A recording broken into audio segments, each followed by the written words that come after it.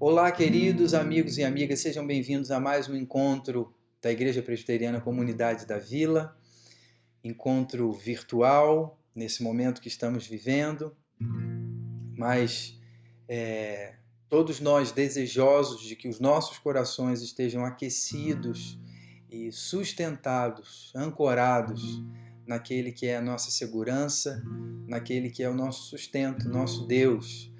Nosso encontro de hoje é um encontro muito especial, onde a gente vai celebrar algo de muito especial e eu quero começar lendo um texto e cantar alguns louvores e já já você vai saber do que se trata, por que é tão especial o encontro de hoje.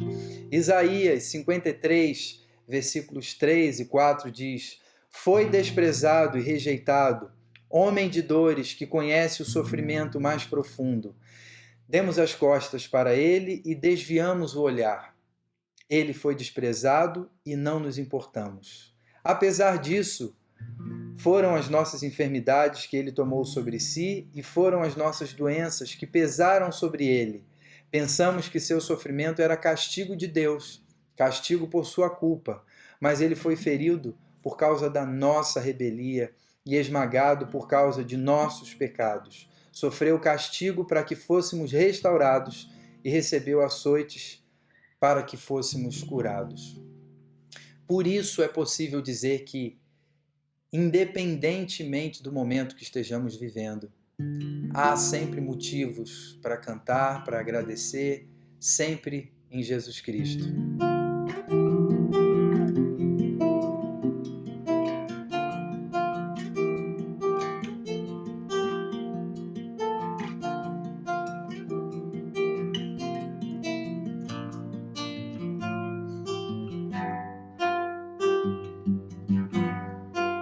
Vamos juntos?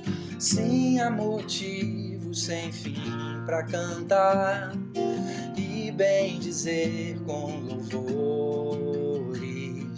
Aquele que veio a nós por amor, fez tudo novo e se faz presente todo dia em tudo que eu fizer. Quero estar atento ao seu falar. Vem a tempestade que vier, bem seguro nele posso confiar, sempre em Jesus Cristo, nossa esperança. Deus presente entre nós, palavra viva, verdade, vida, nossa salvação, sempre em Jesus Cristo, nossa esperança. Deus presente entre nós, palavra viva, verdade, vida, nossa salvação.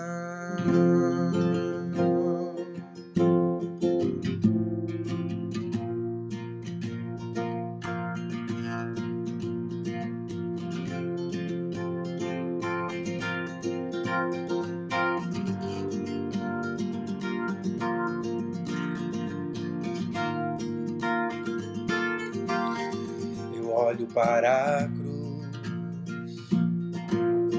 e para a cruz eu vou do seu sofrer participar, da sua obra vou cantar. O meu Salvador na cruz mostrou do amor do Pai, o justo Deus. Então cantamos. Pela cruz me chamou, gentilmente me atraiu e eu, sem palavras, me aproximo, quebrantado por seu amor.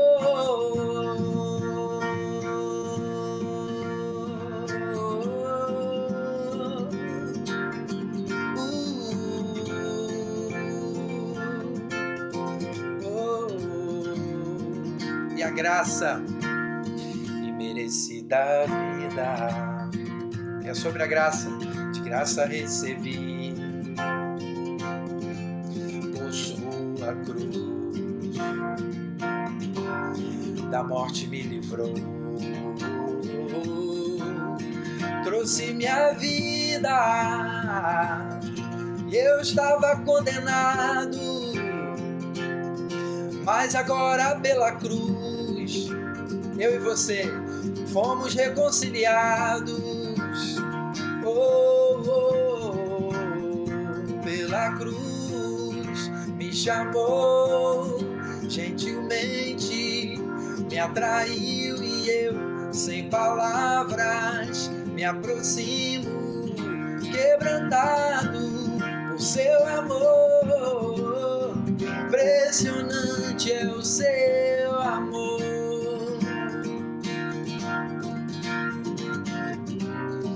Me redimiu e me mostrou o quanto é fiel. Impressionante é o seu amor. Me redimiu e me mostrou o quanto é fiel.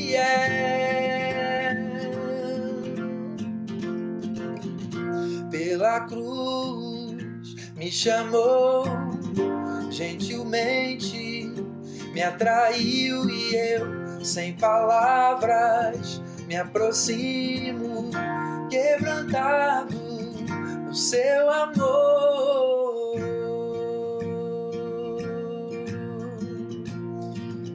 Falando nesse amor que nos quebranta, podemos também relembrar uma realidade referente à minha vida e à sua vida, ó, que diz assim, ó: todos necessitam de um amor perfeito, perdão e compaixão. Todos necessitam de graça e esperança, de um Deus que salva. Oh, Cristo move as montanhas e tem poder para salvar, tem poder para salvar, para sempre, autor da salvação. Jesus a morte venceu, sobre a morte venceu. Me aceita com meus medos, falhas e temores, enche o meu viver, a minha vida entrego pra seguir teus passos, a ti me rendo.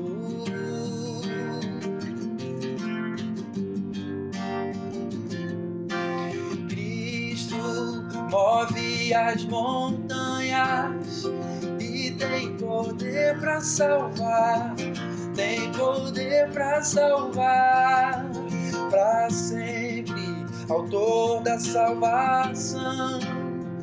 Jesus a morte venceu, sobre a morte venceu. Possa o mundo ver brilhar a luz, cantamos para a glória do Senhor Jesus. Oh, possa o mundo ver brilhar brilhará a luz. Cantamos para a glória do Senhor Jesus. Cristo move as montanhas e tem o quê? Tem poder para salvar, tem poder para salvar, para sempre, autor da salvação. Jesus a morte venceu, sobre a morte venceu.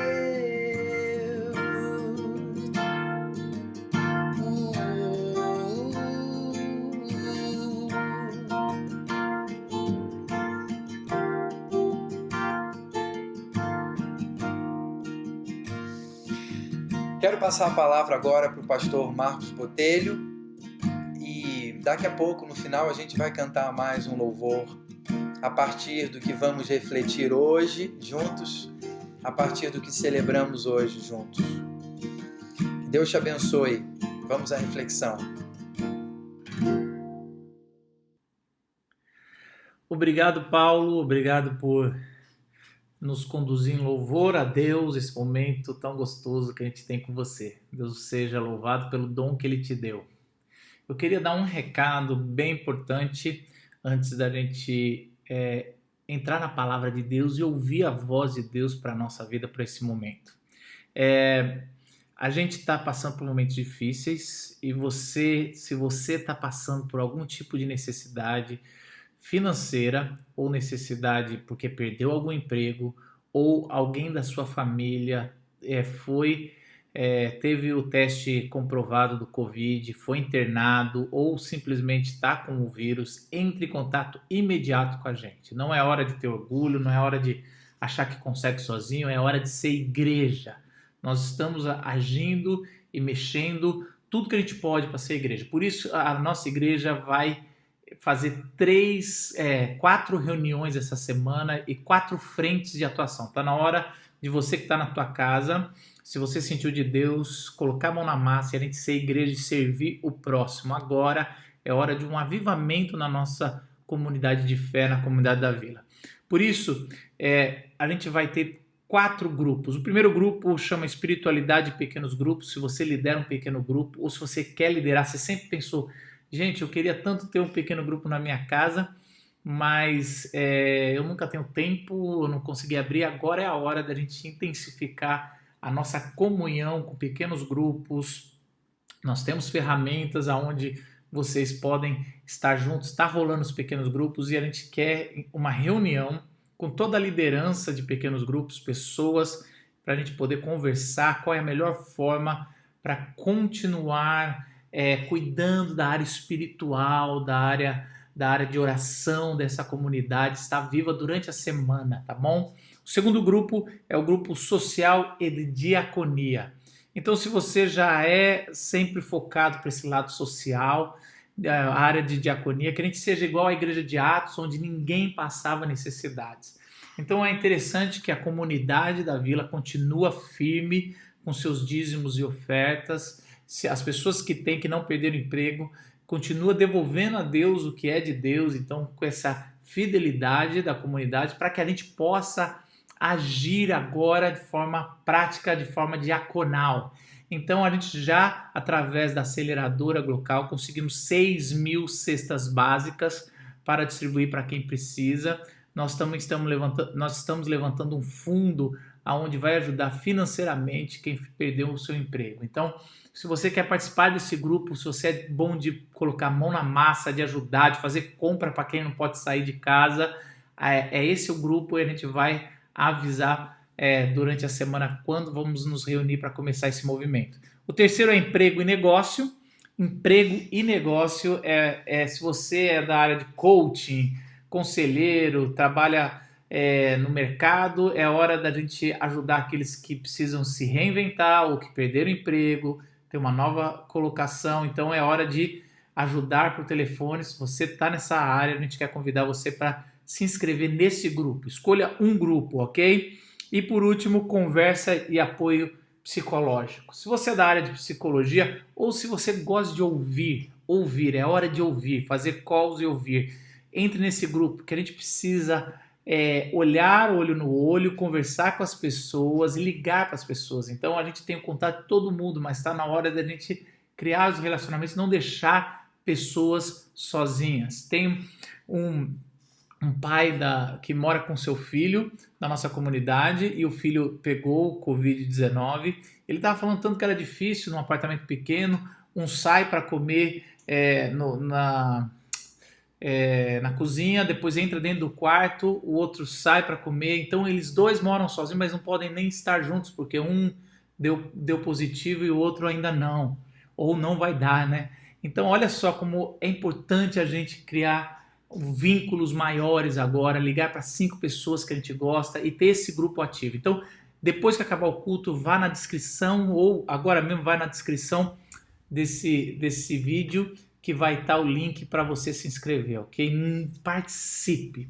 O texto que eu escolhi para a gente compartilhar esse dia, eu já tinha escolhido pregar no Antigo Testamento, na Páscoa do povo de Deus, para a gente entender o que Deus quer para nós nesse momento e nessa Páscoa que está chegando no dia de hoje. E semana que vem eu vou falar da Páscoa na perspectiva da ressurreição de Cristo, no cumprimento da Páscoa em si.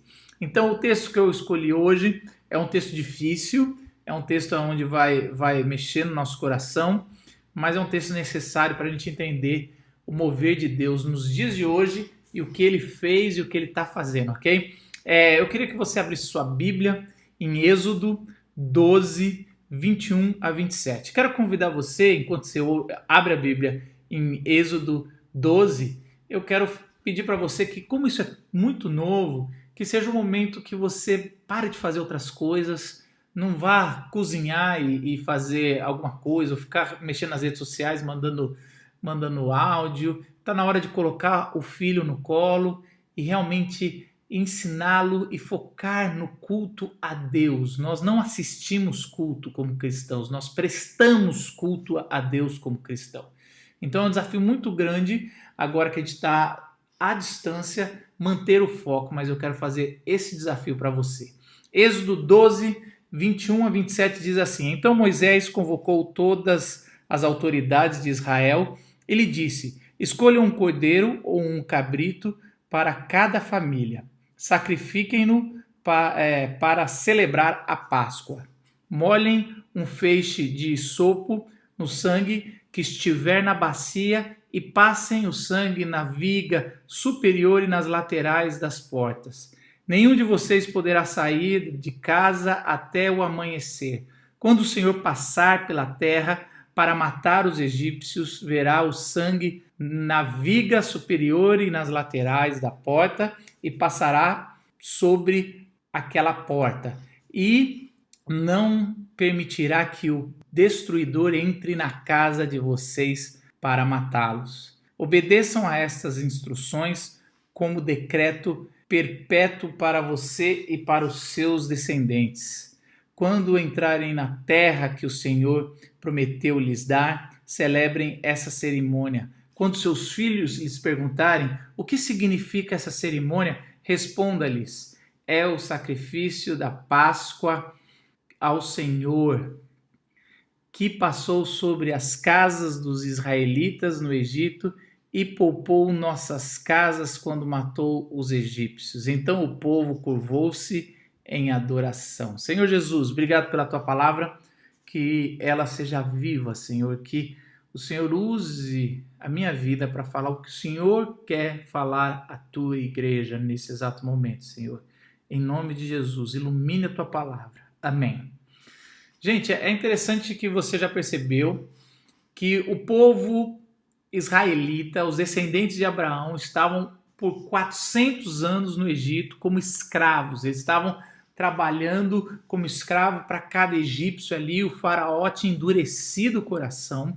Deus colocou um penetra ali, um infiltrado desde do seu nascimento, chamado Moisés. Ele cresceu na família de Faraó, e ele era considerado também um dos deuses do Egito. Ele tinha muito poder até o dia que ele foi defender o seu povo, porque pela aparência mostrava claramente que ele era um israelita. ele foi defender o seu povo e matou um egípcio e fugiu para o deserto. Lá no deserto ele ficou 40 anos e lá ele pôde ouvir a voz de Deus e pôde desconstruir muito da sua teologia, da sua vida, até que ele recebe a presença de Deus. E a presença de Deus, Deus manda ele voltar para o Egito, fala que todos que o perseguiam já tinham morrido, e ele tem que voltar e conversar com o faraó e falar que o faraó deveria libertar o povo de Deus, o filho de Deus. Olha que interessante, isso é algo que a gente geralmente não fala, não reconstrói, mas essa é o sentido principal da Páscoa. Geralmente, o que é a Páscoa? Deixa eu definir o que é a Páscoa, que é o mais importante para a gente estabelecer da onde a gente vai caminhar. A Páscoa é a libertação do povo de Deus da escravidão do pecado e da idolatria do pecado. Então é interessante que nesse mesmo capítulo vai falar muito sobre o pão sem fermento, que para celebrar a Páscoa tem que ter o pão sem fermento. O fermento representa o pecado. Desde o povo judeu e até Jesus vai citar isso com os fermentos dos fariseus. Então é muito importante quando a gente começa a perceber que a Páscoa é algo que a gente tem que celebrar, que foi uma ordem de Deus para o povo judeu, mas também para nós, principalmente depois que a gente entende em Cristo Jesus o que representa. E a gente tem que lembrar que é a libertação da escravidão do pecado, mas também é a libertação da idolatria. Geralmente a gente vê as 10 pragas que Deus mandou no Egito como algo mais ou menos assim. Parece que Deus decidiu mandar Moisés e Arão e ali ele falou assim, vou pegar leve porque eu quero que meu povo saia, mas eu também não quero machucar o pessoal do Egito. E aí vai mandando uma praga, outra praga, aí manda piolho, aí manda rã, aí vai mandando, transforma a água cristalina do Nilo em sangue, vai pondo assim, aí vai tentando, não consegue, vai tentando, não consegue. Quando vai chegando lá para a 9ª, aí parece que Deus ficou bravo e falou, agora chega, agora então eu vou ter que ir para cima mesmo e matar um deles, sempre o primogênito, que é o que acontece aqui, o texto que a gente leu, e agora, vamos ver se agora ele vai ouvir o meu servo Moisés. Então a gente tem a percepção errônea de uma batalha ali onde Deus está tentando pegar leve, até ele vai endurecendo, mas isso não é o que a Bíblia fala. Interessante que a Bíblia já fala, no começo desse capítulo, que no versículo 10... do capítulo 11, ele fala o seguinte, o Senhor endureceu o coração de Faraó, muito antes, quando ele estava chamando Moisés, lá no capítulo 4, versículo 21, ele fala assim, mas eu vou endurecer o coração dele, do Faraó, para não deixar o povo ir. Deus já sabia e foi ele que endureceu o coração do Faraó. Quando a gente percebe isso, que na verdade as 10 pragas do Egito não foram para um convencimento, mas já estavam pré-determinadas, a gente pode cair também no outro lado, né? Por um lado, a primeira teologia que eu descrevi aqui é um Deus fraco que vai tentando negociar. A segunda é que é um Deus que quer fazer sofrer, né? Agora vocês vão ver. Isso era coisa dos deuses pagãos. Então eles realmente tinham essa sede por justiça como vingança, né? Então várias vezes até a gente usa essa teologia pagã para descrever o Deus do Antigo Testamento, mas não era assim. Então Deus não estava querendo torturar o povo egípcio, mesmo que ele sabia que o povo egípcio estava pegando o seu povo, os israelitas, e fazendo como escravo. Mas não é isso que Deus está fazendo. Por que então Deus manda 10 pragas para o Egito e endurece o coração do faraó? Porque Deus não só vai libertar o povo dele do Egito, mas vai tirar do povo dele toda a concepção de idolatria. Porque esse povo, ele foi constituído, o povo de Deus foi constituído no Egito, ele cresceu no Egito. No Egito ele se tornou uma grande nação e toda a teologia que tinha ali era a teologia emprestada dos egípcios, do faraó. Até o Moisés, ele é uma pessoa que foi do Egito e tinha toda a teologia do Egito, e Deus teve que desconstruir não só em Moisés, mas no povo também essa idolatria. Então, cada praga que Deus manda das 10 é para mostrar o seu poder para o faraó, mostrar que ele é quem é o criador de todas as coisas, o único Deus, mas também é para desmoralizar ou destronar um dos deuses egípcios. Eu vou dar alguns exemplos aqui, mas você pode procurar depois na internet, que é fácil achar isso. Mas a primeira praga que foi em Êxodo 7, a água em sangue. Quando Moisés toca no Nilo, ele transforma a água em sangue, e aquele Nilo que corta o Egito, não tinha mais como beber a água. O Nilo era considerado um deus, o deus Nilo, tanto que o nome Moisés, tem alguns teólogos que dizem que Moshe representa, tem toda uma tradução do hebraico, mas Moisés também, ou muito provavelmente representa o nome como filho do deus Nilo. Então, não só Deus tem que desconstruir a teologia de Moisés, porque cresceu no palácio, mas desconstruir toda a concepção egípcia e dos israelitas lá no Egito, quando ele manda essa praga mostrando que, na verdade, essa personificação que o Nilo tinha de Hapi, que era uma deusa da fertilidade, ela foi desmoralizada pelo Deus Jeová. A segunda praga foi as rãs, em Êxodo 8, e mostra que a deusa Eket era uma deusa que tinha uma cabeça de rã, e ela era a criadora de todas as coisas. Ali ela começa a ser desmoralizada, mostrando que Deus é o criador de todas as coisas. O piolho, que é a praga número 3, no capítulo 8, ele também, quando os magos querem fazer a mesma praga, ou a mesma mágica, o mesmo fenômeno, eles não conseguem, e eles vão pedindo para o seu Deus chamado Tote, que era o Deus do conhecimento e o Deus da magia, e eles não conseguem reproduzir para o faraó o que Moisés estava fazendo. Então foi assim, praga por praga, desmoralizando e destronando os deuses falsos do Egito, mostrando que só existe um Deus. A nona praga, que foi quando houve trevas no Egito por dias,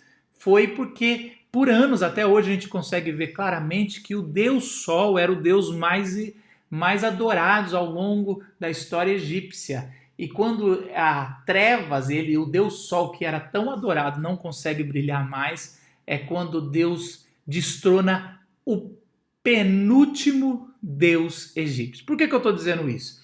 Porque eu acho que é aqui que a gente já para a gente refletir no nosso primeiro ponto aqui da nossa Páscoa, do povo de Deus. A gente, como povo de Deus, não só os israelitas, mas agora todos aqueles que estão na fé por Jesus Cristo é considerado povo de Deus. E Deus não vai... Deus vai libertar o seu povo, nem que Deus tenha que destronar todos os deuses da sociedade, tirando essa idolatria.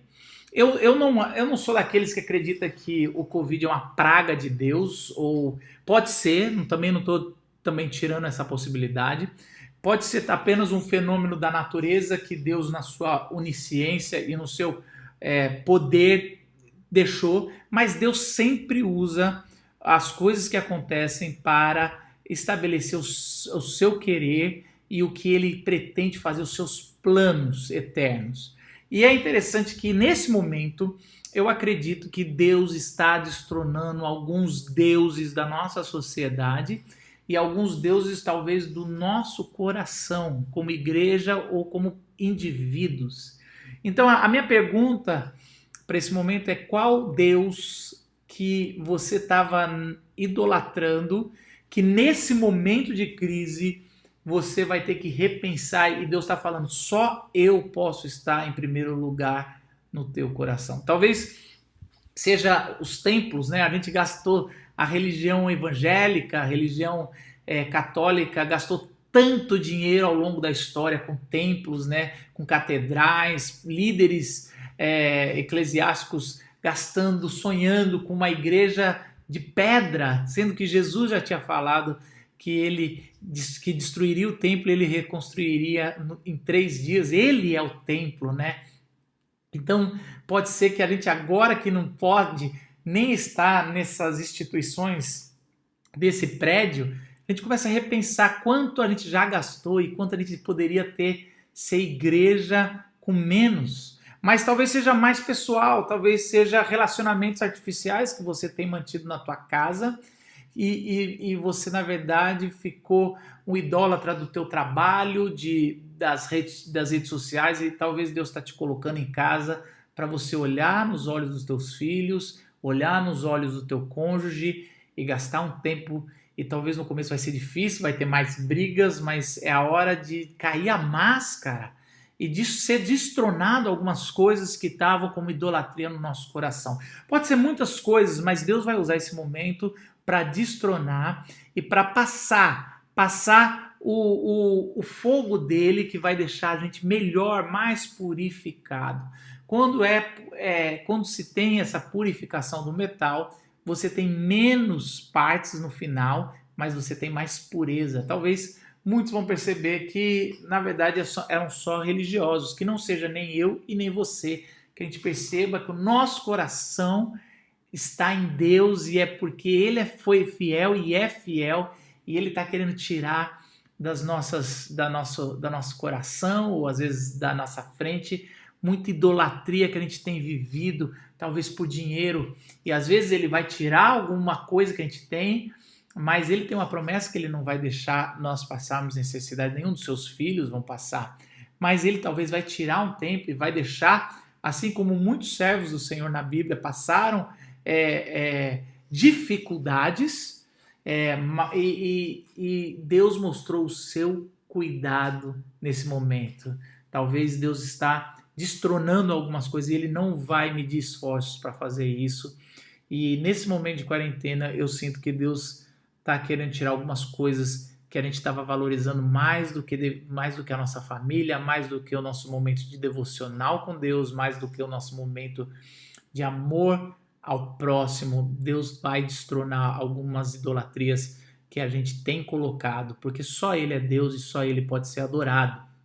Mas é interessante que o último a última praga é contra o primogênito, os primeiros filhos que nasceram no Egito. Tanto podia ser de Israel quanto do Egito, mas Israel recebeu como não sofrer essa praga. Como não sofrer? Ouvindo a voz de Deus e obedecendo. Se ele obedecesse através de Moisés, o anjo da morte não passaria. Mas é bem interessante que um dos textos que eu mais gosto, que vai mostrando como Deus está trabalhando com o faraó, e é uma guerra entre deuses e filhos de deuses. Então, o faraó era considerado o deus maior de todos esse panteão de deuses. Ali no Egito ele era o deus maior. O faraó quando ele morria, todo mundo era enterrado com ele, porque tinha que servi-lo na outra vida.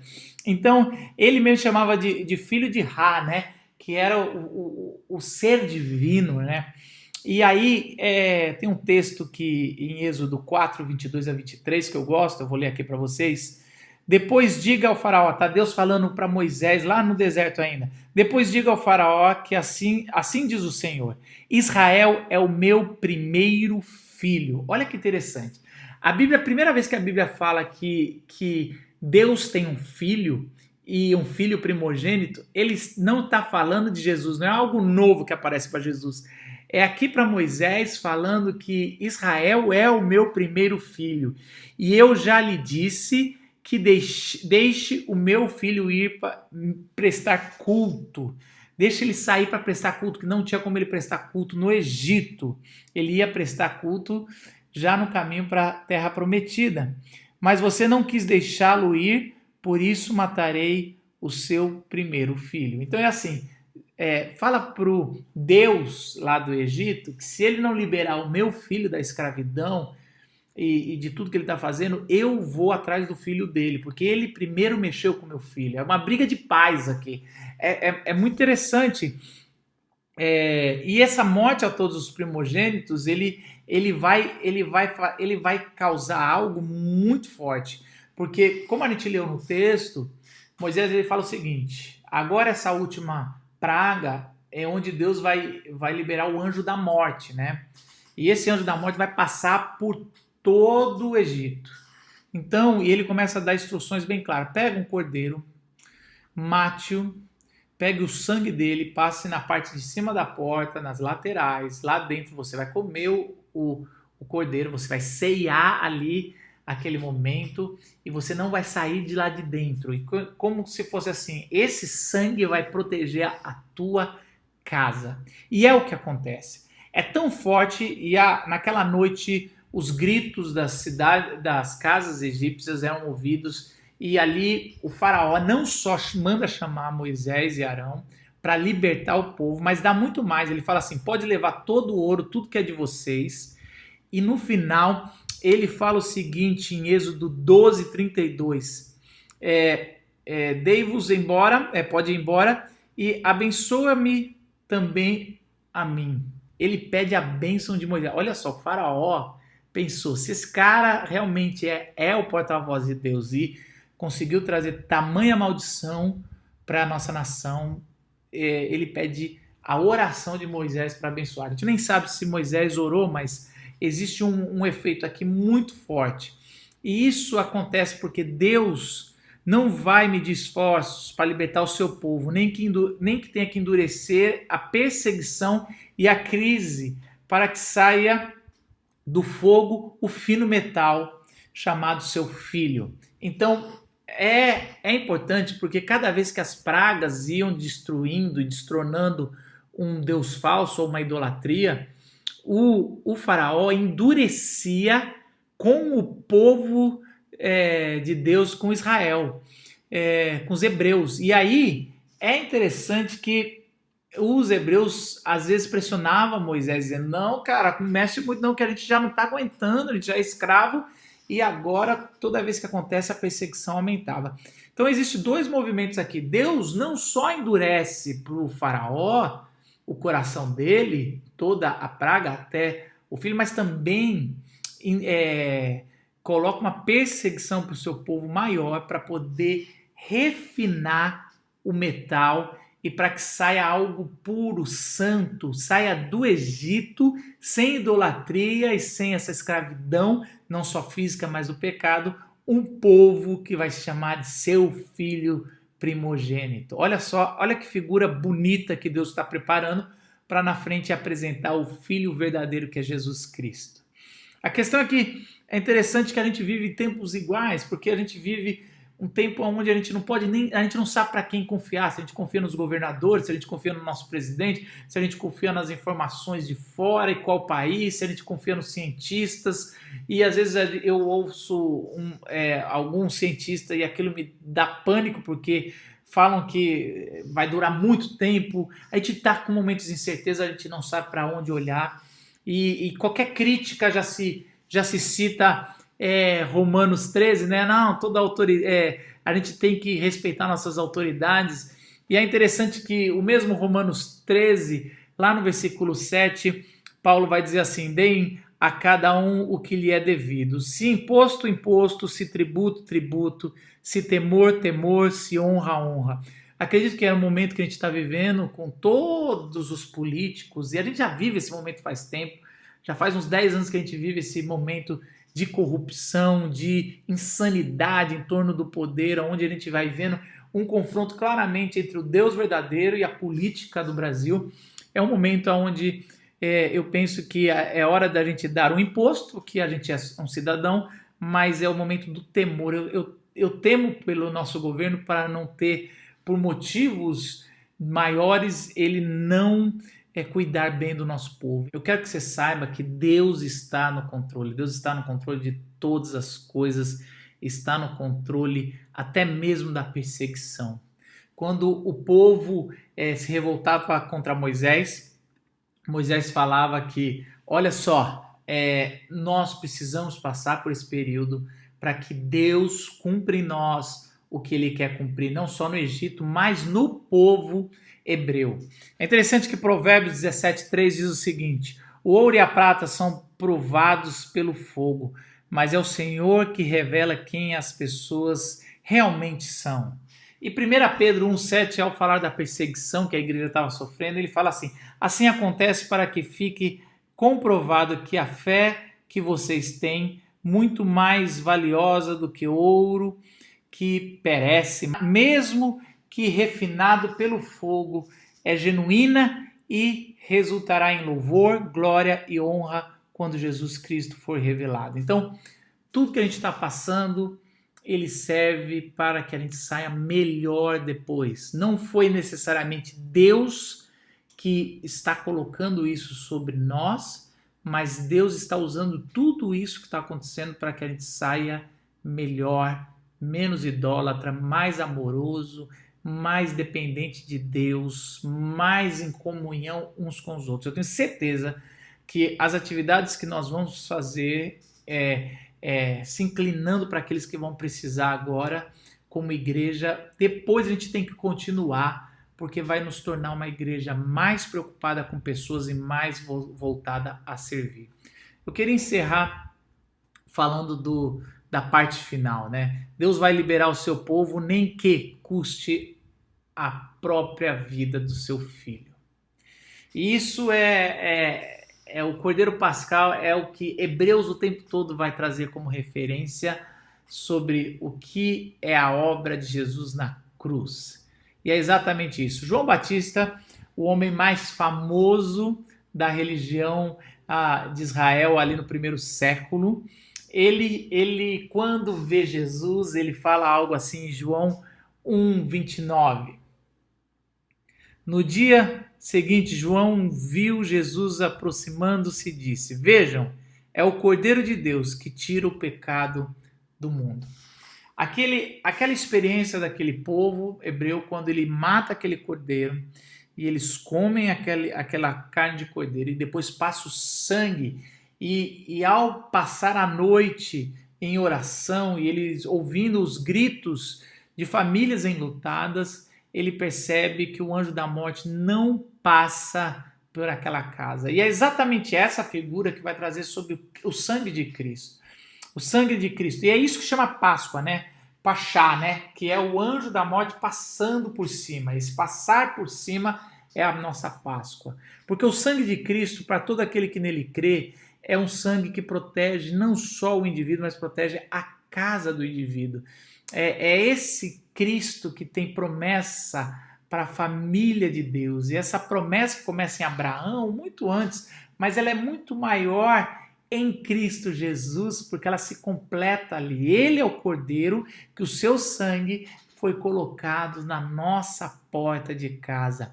Não estou querendo dizer que ninguém de nós vai passar por luto ou vai passar por dificuldades com o coronavírus. Mas assim como Jesus falou para as irmãs de Lázaro, ainda que morra, viverá. É isso que a gente tem que crer. Mesmo que morra, o anjo da morte eterna não entra mais na nossa casa e nem na sua. Essa é a certeza da celebração da Páscoa que dura até hoje. E era interessante que naquele momento foi instituído que seria o começo do ano para os judeus. E é nesse começo de vida que a gente tem que sempre lembrar. A vida começa não no Natal, no nascimento do filho, mas a vida começa na Páscoa. A Páscoa é o começo de uma nova vida, de uma nova criação, porque o sangue do Cordeiro, aqueles que estão debaixo do sangue do Cordeiro, assim como a gente faz na ceia, a gente bebe o sangue, o vinho que representa o sangue de Cristo, e a gente come do corpo que representa a nossa união indivisível em Cristo Jesus, que é o único cabeça, aquilo se faz presente. É assim que nós vamos passar por essa Páscoa, mesmo em quarentena, mesmo com perseguição, mesmo com líderes que não temem a Deus e mesmo sendo destronado a nossa idolatria, os nossos deuses, a gente vai passar agradecendo a Deus, porque Ele está no controle de todas as coisas e principalmente porque o sangue do seu Filho que foi entregue para morrer por mim e por você, nos livra da escravidão do pecado eterno e nos tira a máscara máscara de idolatria, para que a gente possa ser um verdadeiro adorador. É esse o convite que eu quero fazer para você, não só no dia de hoje, mas essa semana de Páscoa, que seja um tempo de celebração pelo Cordeiro chamado Cristo, que morreu por mim e por você. Senhor Jesus, quero orar pela igreja, quero orar, Senhor, agradecendo, Senhor, porque o teu filho morreu por nós e por ele morrer, coisa que estava já, Senhor, indicado lá atrás, Senhor, desde o Egito, o Senhor mostra que o verdadeiro primogênito, Filho de Deus, assim como o Evangelho de Mateus vai narrando, Senhor, é Jesus. É Jesus, o Filho de Deus verdadeiro, que realmente passou pelo Egito, Senhor, que tem ali sob as tuas mãos, Senhor, todas as tribos e todos os reinos, Senhor. Toda a autoridade foi dada para o teu filho, Senhor. O teu filho decidiu se entregar na cruz, Senhor, morrendo de forma substitutiva, Senhor, por mim, pela morte que merecia por mim, Senhor. Eu sou o idólatra e a gente é o idólatra, Senhor, do Egito, mas o Senhor cumpriu, Senhor. E assim, o sangue do seu Filho, Senhor, nos protege de todo pecado, Senhor. Amém, Senhor. Amém. Que momento precioso. Enquanto você desfruta desse tempo, sem pressa, e celebra a comunhão, eu quero te convidar para mais um cântico, mais um louvor. E o nosso desejo, que o Espírito Santo de Deus continue falando aos nossos corações, ao longo dessa semana e em todo o tempo. Amém.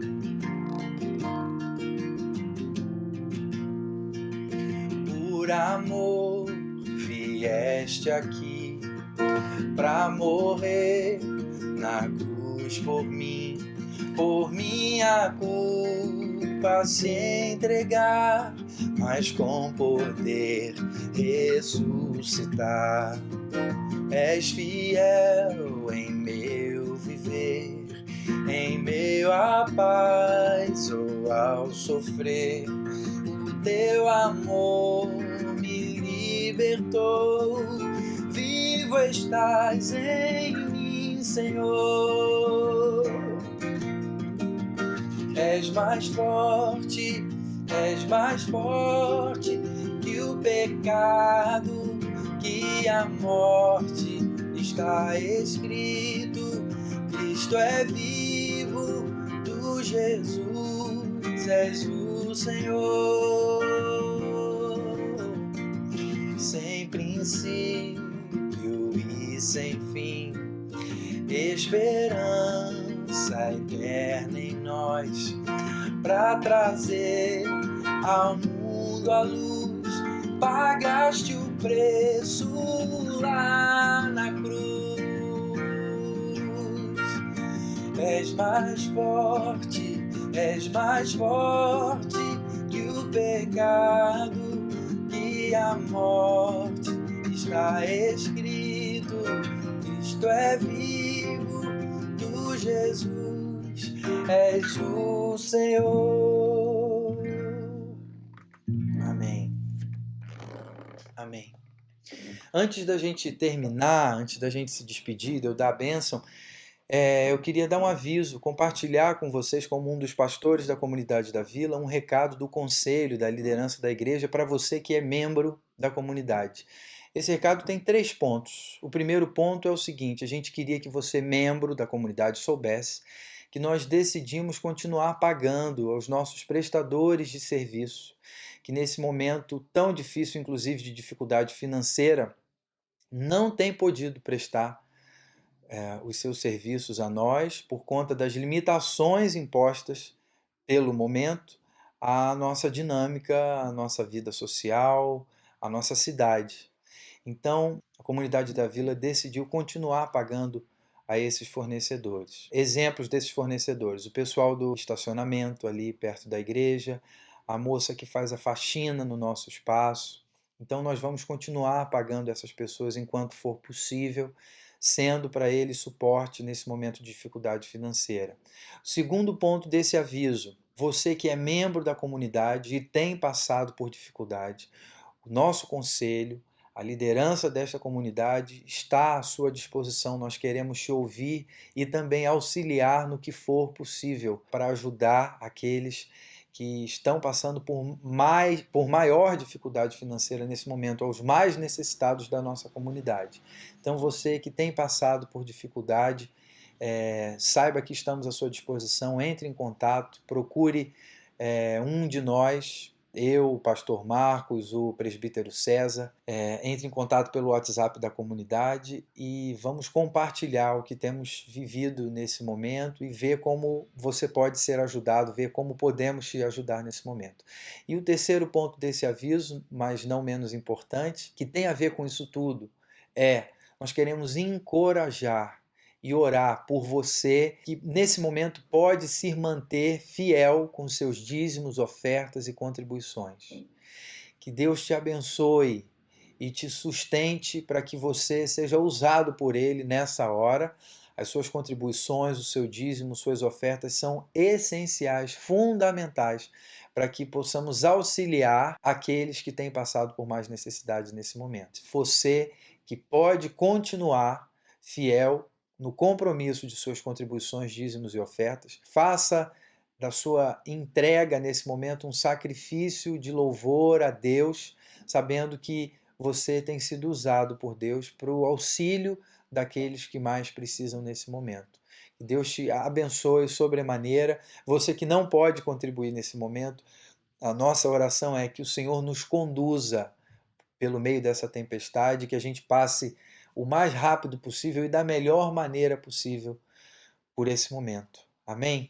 Que o amor de Deus, a graça de Jesus, o consolo, a direção, o auxílio do Espírito Santo sejam sobre as nossas vidas, a minha vida, a sua vida, nesse momento e para todo sempre. Jesus nos deu uma notícia muito boa lá em Mateus 28, ele nos conta que toda autoridade foi dada a ele, tanto no céu quanto na terra.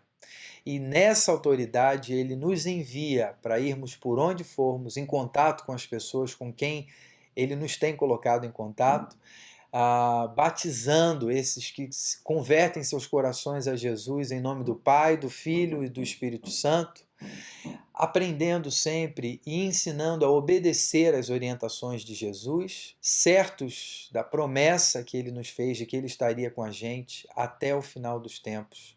Essa é a promessa dele para mim e para você, Deus presente, nossa companhia, socorro bem presente na tribulação. Que o Senhor abençoe a sua semana, que seja uma semana onde estejamos conectados entre nós e, sobretudo, com Ele, com Deus. E a gente se vê no próximo encontro. Até lá!